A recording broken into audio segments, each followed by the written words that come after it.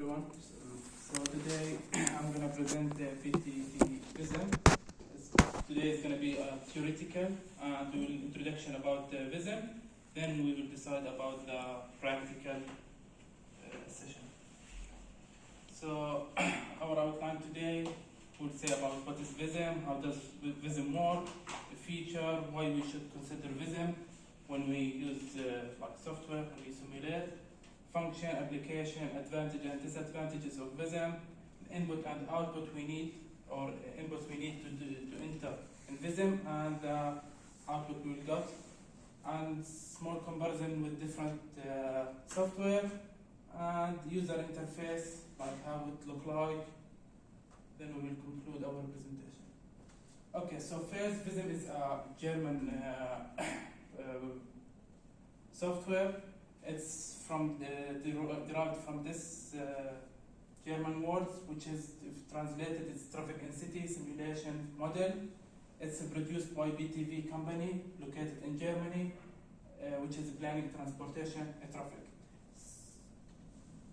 So what is VISSIM? VISSIM is basically a microscopic traffic simulation, and by now I think you know differentiate between microscopic, macroscopic, and mesoscopic. So VISSIM consider microscopic traffic simulation and also do mesoscopic, but it's powerful in microscopic. So we use it to analyze or simulate a traffic scenario, existing one, like existing road in the real life, or implementing a new road or a new design to see their impact in the future before like we implement it. So when we use VISSIM, we can analyze or simulate different traffic like car, truck, pedestrian. Also, we can use it for public transportation, so it can analyze the transit, buses, train, tram, and many things we can do in VISSIM. And we can use this thing to see the operation or flow, or like many analysis. We will talk about it later. So who use this software? Usually used by transportation engineer, planner, and researcher who want to evaluate any traffic scenario. So how does VISSIM work? So basically we're simulating behavior of vehicle or pedestrian using built-in algorithm inside VISSIM. So what's this algorithm? So it depends on many concepts, transportation concepts, for example, car following, lane changing, and many things. So it has its own algorithm. Also, we can implement our algorithm if we would like to, using external software. We can optimize signal traffic, we can optimize the traffic flow. It has a graphical user interface, so we can easily interact with the software, so we can add lane, change lane, add volume, speed, cars, a lot of things easily. So it's easy. You said that this is only simulation software. Now you are indicating something. It has also optimization, but it's not really powerful. Like when you use it for optimizing signals, because there is another software from PTV group, which is Vistro. It's usually we use Vistro. We use it for optimization signal, but this one it has a signal, and we can optimize signals from VISSIM, but it's not that powerful as Synchro or as Vistro. So you have, did you use it before? To be honest, no, I didn't use it, but I saw a lot of results and I read a lot of paper. They used Vistro, and it's really good. For signal optimization? Yes, for signal optimization. And you can use it for actuated or like fully actuated signal, and not only pre-timed signal. Yeah, but you can optimize the signal.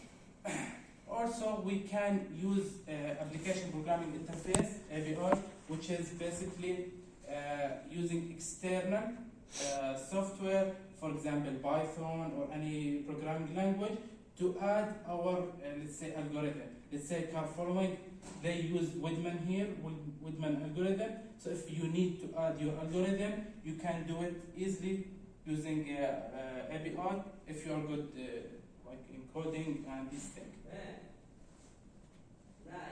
So some key feature of VISSIM, advanced traffic simulation capability. So you can using VISSIM simulate or model complex traffic situation, transportation and traffic signal, pedestrian.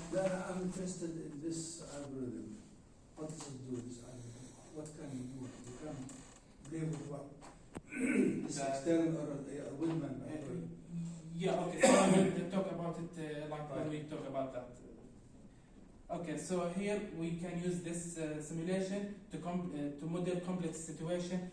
As other software, they are not very good with it. Like let's say C-drop, it's only for roundabout, or it's for roundabout. Other program in intersection, but this one you can simulate a lot of things: intersection, roadway, highway, a lot of things, pedestrian, easily with this one, with high accuracy and precision.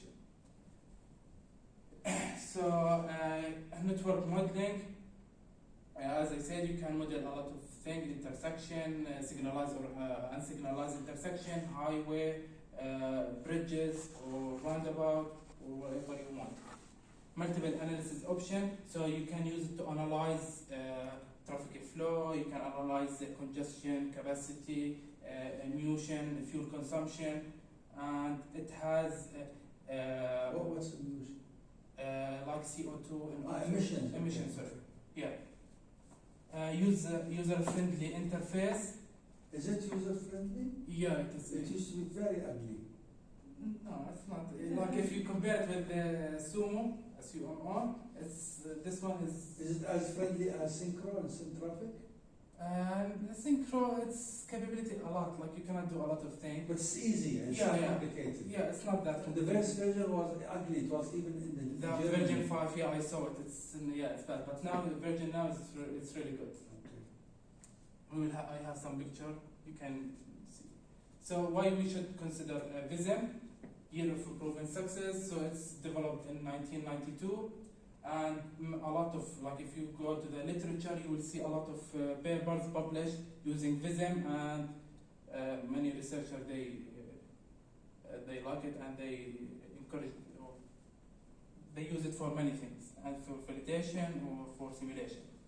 Simulate multimodal traffic. So as I said, you can simulate all type of cars. You can simulate pedestrian. You can simulate a train and tram, which is you cannot find it in any software. A flexible integration. You can use external software like GIS, Synchro. You can import sophisticated emotion models. So you can use it for your culture or your country or your region. How's that? So it will give you a lot of flexibility to enter parameters. So from these parameters, you can enter parameter reflect your country. You can use it to improve the traffic flow, reduce congestion, efficiency, and these things. And you can simulate or create microscopic level, mesoscopic, or hybrid simulation. Depend on the data you have. If you have a lot of data, you can use microscopic, but if you have lack of data, you can use like a microscopic level. Macroscopic or mesoscopic? So it's used for microscopic, but also you can use it for mesoscopic or hybrid between like mesoscopic, only mesoscopic, not macroscopic. Microscopic, it's basically this one is Macro, not macro. Micro. Micro and meso. Yes.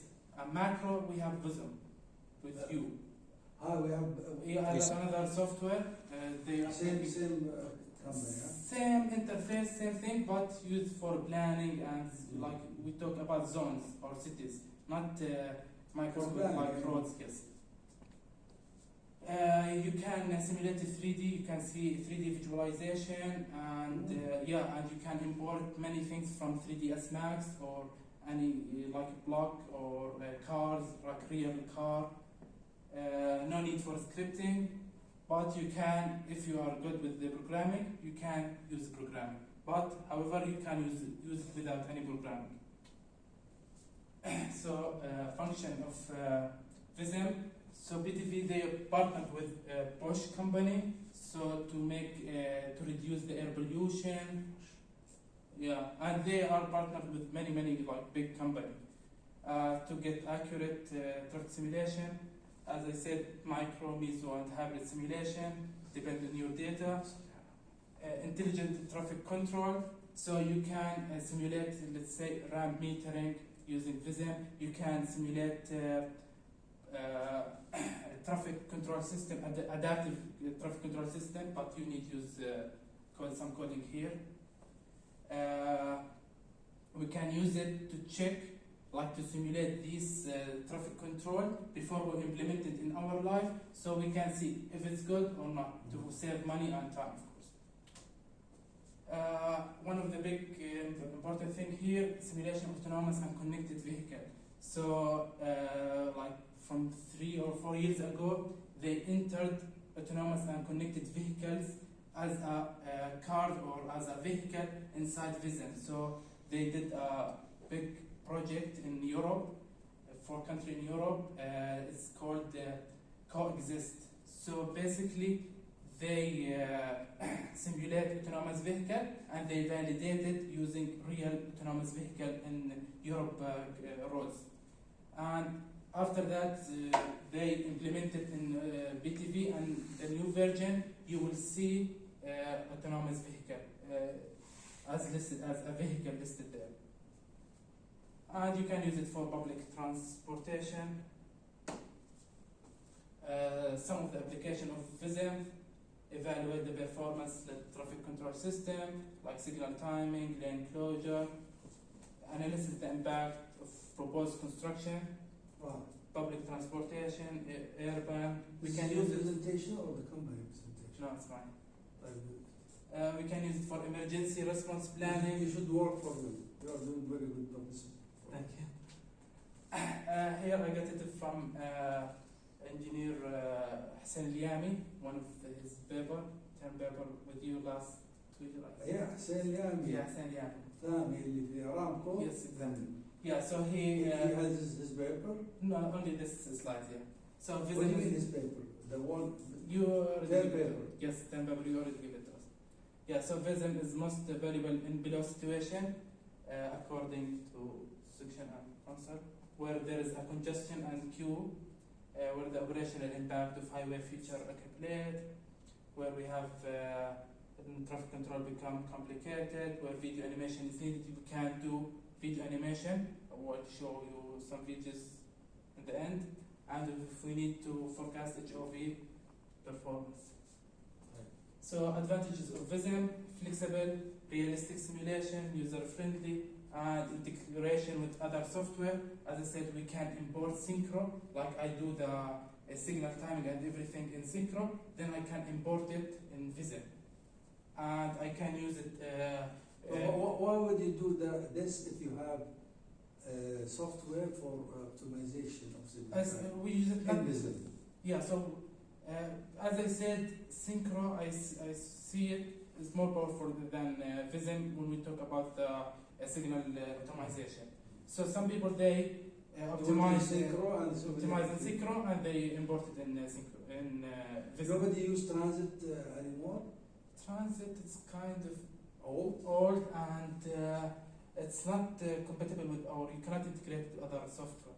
Like most of the paper I see now, VISSIM or Vistro or Synchro. Yeah, and you can integrate GIS also. So of course we have some disadvantages of VISSIM. It's commercial software, high cost. So however, if What's you the are cost now? yeah, depend. Like they don't have like standard cost. It depends on your situation. But however, if you are your thesis, if you are working into your thesis using VISSIM, you can go to their website and just write a small form, write your name, your supervisor, and abstract of your thesis, and they will give you free 6 months. And I got it 6 months. And if you are a researcher, they will give you 2 years for free. That's Yeah. So now it's not high cost, unless if you want to use it for commercial thing. Complexity. they do this not as kindness. Because they need to publish paper and cite them. No, if you يعني get addicted to it and you use it and you know how to use it. When you go and work or teach students, you teach them same software, they go and buy it for their company. So it's not of kindness, it's business. Yes, and now if you need to be like PTV certified, like trainer Now there is certified, a certification come out. yeah, to be like to give like Training. courses, yeah, it's for free. Yeah, so now they said for now it's for free. So maybe later they like when you have a lot of people, maybe they will make it they charge. So complexity here, why? Because a lot of data needed for this program. So if you don't know the concept of like transportation, if you don't know the let's say headway, the gap, capacity, car following, you don't know these things, you cannot enter like you cannot input data. So this is why it's complex if you are not familiar with the transportation planning or modeling. Not because you cannot use it, you can use it easily, but if you don't know these values or these concepts, it's going to be really hard. Data requirement, you need a lot of data because we are here doing microscopic simulation. So it's like we are here talking about the effects or the behavior of like one car or one small road. So we need to put a lot of data. What's this data? Here.